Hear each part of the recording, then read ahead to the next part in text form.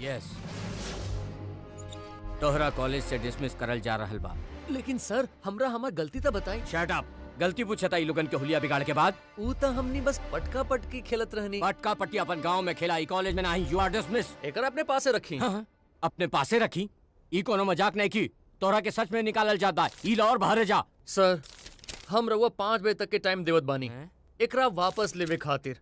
ओकरा बाद अगर रउआ हमार पैर भी पड़ब ना तब वो ई कॉलेज में वापस नहीं आई। खुले आम हमरा धमकी देवत बड़ा। हम फिल्म के क्लाइमेक्स बता देनी सर, बाकी स्क्रीन प्ले रउआ खुद बना ली 5 बजे तक बस। तू अपना के का समझेला रे? तू हमरा के ई लोग जैसन लल्लू पंजू समझला बड़ा? हाँ, हमरा ये दुनिया भले ही प्रिंसिपल देव सहाय के नाम से जानत होगी, लेकिन आज से 25 साल पहले हम बहुत बड़ा डॉन रहनी। डॉन जानत बड़ा? बढ़िया शेर के पतलून गीला हो जात रहल हमरा देख के। ही देखा हमार छाती और पेट पर ई चाकू के निशान हमार अतीत के बयान करेले।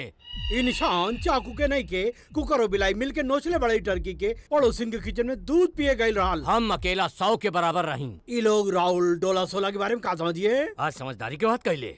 हमार अतीत के बारे में कोनो नहीं जानेला, लेकिन ऐसन मौका आवे पर सच बतावे पड़ेला। रहुआ सोचा तो ये कहानी में कैसन मोड़ आ गई। ये बुढ़वा टर्की अचानक साधु संत कैसे बन गई? बाकी का खुद ही खोल लिया जान। हाय बाबूजी। छोटका सहाय तू यहाँ? बाबूजी आज के बाद रउआ सोडा बेचे के कोनो जरूरत नहीं खे। काहे बेटा म्युनिसिपालिटी का रेड बा का? रेड नहीं खे बाबूजी, हम फर्स्ट क्लास में ग्रेजुएट हो गए बानी। अब हमार गाड़ी बंगला होई, सोडा के फैक्ट्री डाल के लाइफ चेंज। चेंज?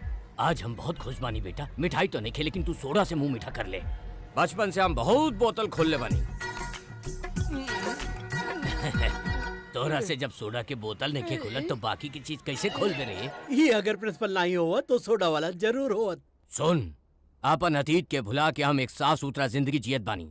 हमार अंदर के सूतल डॉन के मत जगावा प्लीज, वरना खून खराबा हो जाए। अब जो यहाँ से जो।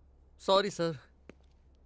धूप में ही बाल करिया नहीं खे भाई, टाई के कमाल बा।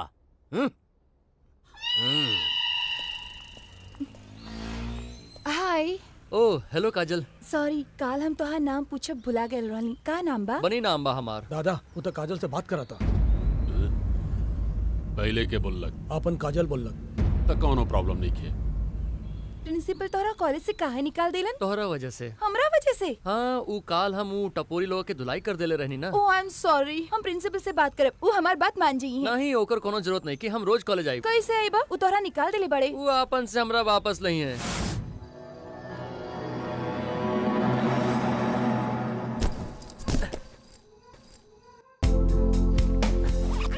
जीसस हम और मदद से उनकरा उल्लू बनावे जात बानी, हमरा माफ कर दे। सहाय। यस देव सहाय। चालू रहा। Lord Jesus, oh my God, what a surprise lord Jesus. How are you my बचवा? I am extremely happy Jesus. लेकिन हम खुश नहीं थे। काहे मालिक? का भाई? जानत पड़ तोहार नाम सहाय काहे बा? काहे कि हम चाहिला कि तू दूसर लोग के सहायता कर। हाँ लॉर्ड, हम हमेशा दूसरे लोग की सहायता करीला। फिर तू आज बनी के कॉलेज से काहे निकलला? निकलला? ऊ मारा मारी कैले रहलक जीसस। ऊ एक नंबर के बदमाश बा। तू हो तो डॉन बड़ा। हम कहाँ के डान, हम तो अपन खर्राटा से डेरा जाइला। बस स्टूडेंट्स के डरावे खातिर उन्हीं के सामने ओवर एक्टिंग कर देले रहली बस। करेक्ट। तोहार जैसन बुड़बक आदमी खाली एक्टिंग ही कर सकेला, लेकिन बनी बहादुर और नेक दिल बा। फॉर एग्जाम्पल आज हम ओकरा वजह से तोरा भीड़ आईली है। यस जीसस, सही कहत बानी। बनी इज ग्रेट। वो हमार सबसे दुलारा बा, ओकरा अपनाई बा मतलब हमरा अपनाई बा। यही से काल ओकरा कॉलेज में वापस बुलाला। श्योर जीसस, हम काल खुद ओकरा के मना के कॉलेज में वापस लाइब। बहुत बढ़िया सहाय। अब हम चली? फिर कब आइब जीसस? फिर आवे खातिर हमरा जाई के तो पड़ी। हाँ हाँ हाँ। तू अब ध्यान से प्रेयर कर। हाँ जीसस बिल्कुल। लागत बा बहुत जल्दी में रहलन।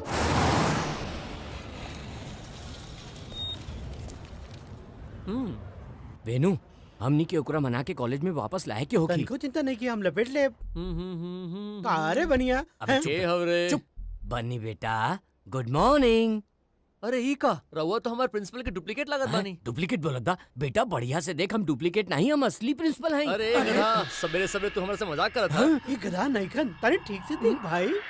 नहीं नहीं, ये हमार प्रिंसिपल नहीं हो सकलन। रवा आपका नंगा होए के पड़ी, फिर एकरा के कुकुर बिल्ली की ताता तैया के निशान दिखावे के पड़ी। हम कपड़ा ना उतर पे। काहे? काल हम जज्बात के प्रेशर में उ सब कर देले रहली। आज हमरा पेट में प्रेशर फील होत बा। अगर शर्ट खोल ली तो पैंट गीला हो जाई। ओके बन्नी भाई, सड़ेला अंडा और टमाटर जैसन शकल और केकरो के हो सकेला का? कपार के सरसों के तेल देख, बदबूदार गैस से भरल पेट के देख, बाबा आदम के जमाने की पैंट देख। अब तू ही बोल, बरसात के मेंढक जैसन पर्सनालिटी और केकर हो सकेला?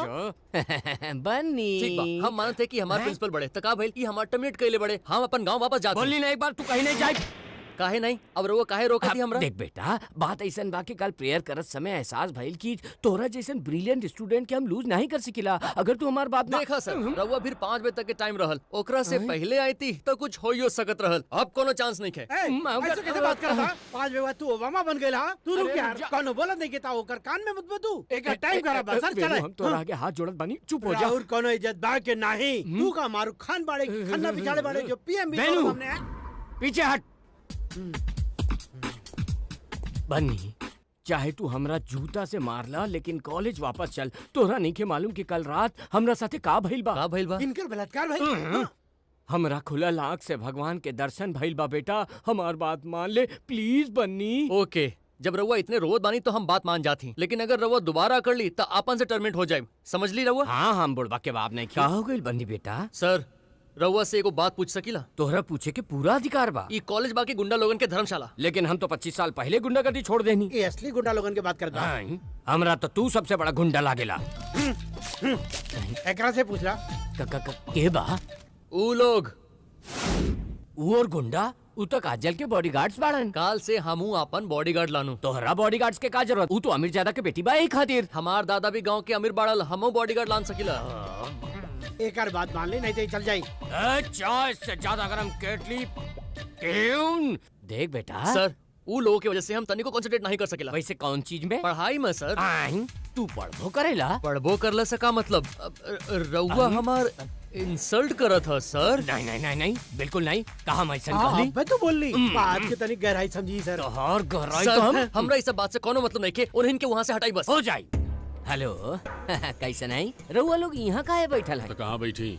अंदर आके बैठी, यहाँ बहुत गर्मी बा। गर्मी तोरा जैसन के लागला, हमनी यही जे ठीक ही।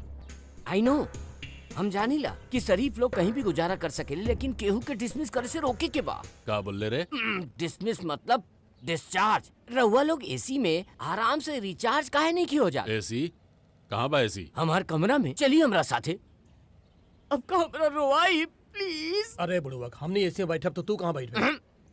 अगर तोहरा प्रॉब्लम ना होगी तो हम तोहर गोदी में बैठ जाए, ठीक बा? भाई एसी में मस्त ठंडा बयार आवेला। हाँ चली। तू का करत बाबे? डोल झारत रही। हाँ हाँ। आहा, का बात बा? बोले रहली ना कि ठंडा बयार आवेला। एसी में ऐसने लागेला, लेकिन हमरा के तो बहुत गर्मी लागत बा। कुछ ठंडा मंगवाई?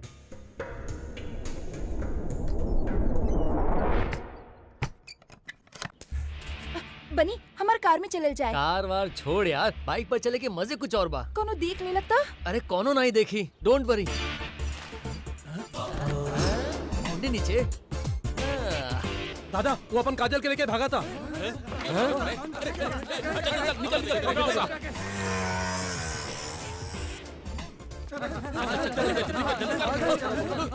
ओह, नहीं गुली, वो बहरी से ओकरा लॉक कर देले बा। दादा, ये हमनी के बुड़बक बनेला। काहे रे? हमनी के एसी में बुला के हमनी के एसी के तेसी करत है। हमरा कुछ नहीं के मालूम। रवो काहे झूठ बोलत बानी? रवो तो पहले एकरा चूना लगावे के बाद कहले रहली। अबे चुप रह पगला। इन्हें के नहीं की बतावेला। सर जी, ई सही बा कि ऊ हमरा से बात करे आइल रहे, लेकिन ई नहीं मालूम रहे कि ऊ हम सबकी टोपी पहना के चल जाई। हमार मरल बाप के कसम, विश्वास करी। ए, अगर भैया जी के ई सब पता चल गइल ना, तो ऐसी छोड़ पंखा के हवा के लायक भी नहीं बचबे तू। पंखा में तो बहुत गर्मी अब लागेला। का करबे दादा? अरे टेंशन आओ मत। वो अपन मर्जी से बाइक पर बैठल बा कि जबरदस्ती बैठलक? फिर रवा बोलब कि कोनो प्रॉब्लम नहीं खे। एसी बढ़ाओ रे।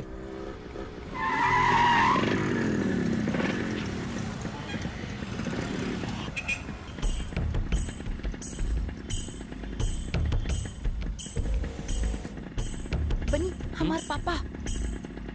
तू डराओ मत, उनकरा मत देख।